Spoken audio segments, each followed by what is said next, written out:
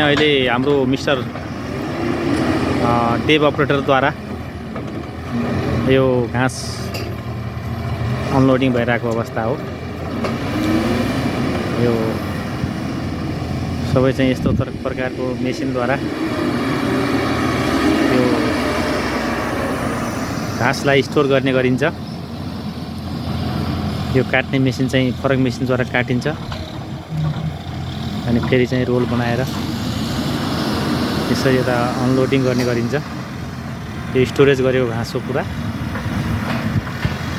त्यहाँनिर गएर उसले स्टोर गर्दैछ हाम्रो अपरेटरले।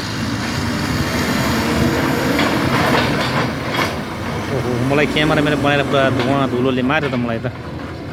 मास्क लगाउनु पर्दो रहेछ, मास्क लगाइएन, लास्टै धुलो भयो उठेर। यसरी सर अनलोडिङ भइरहेछ कार्यक्रम।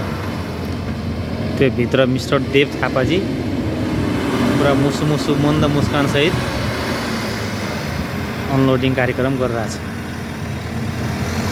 कति बेला सकौँला र अनि रुमतिर यसो गएर फ्रेस हुनु पर्ला भनेर सोचिरहेको होला मनमुनै केटोले। त्यही भएर उसको गाडीको रफ्तार पनि बढिरहेछ।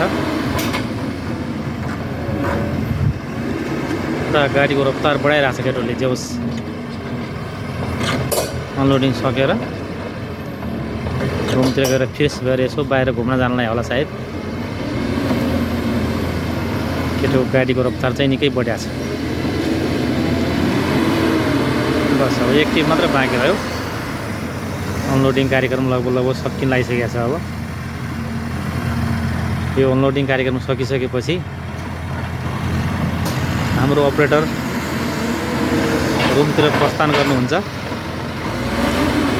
रुममा गएर हल्का यसो फ्रेस भएर यसो साँझको ब्ल्याक टी लिँदै अनि फेरि उहाँको प्रस्थान यता बाहिरतिर हुन्छ। फेरि ल लास्ट ट्रिप हो यो।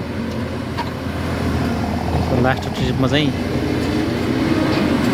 अनलोडिङ सकिसक्यो। काम चाहिँ सुपर फास्ट गर्छ हाम्रो अपरेटरले। अनि यति जानकारी गराउँदै केटोले अनलोडिङ पनि सक्यो। अनलोडिङ सकिसकेपछि आजको भिडियो चाहिँ यहाँनिर इन्ड गर्नुपर्छ होला जस्तो लाग्यो। बाँकी चाहिँ नेक्स्ट भिडियोमा थप जानकारीको लागि यसो कमेन्ट गर्नु होला। यसको थप जानकारीहरू गराइन्छ है त।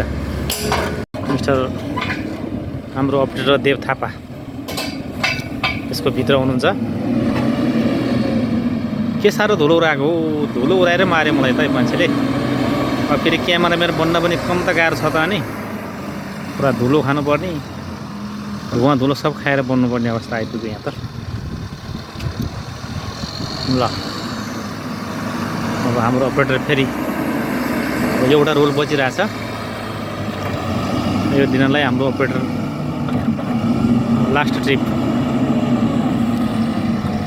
भन्दा पनि अब सकिएछ। मेसिन झारझोर गर्ने कार्यक्रम भइरहेछ। मेसिन झारिसकेपछि हाम्रो अपरेटर साहब त्यहाँबाट फत्त बाहिर निस्किनुहुन्छ अहिले। अपरेटर साहब त आउँदै हुनुहुन्छ क्लबको लगाएर। यो अपरेटर साहब झर्नु भयो अब।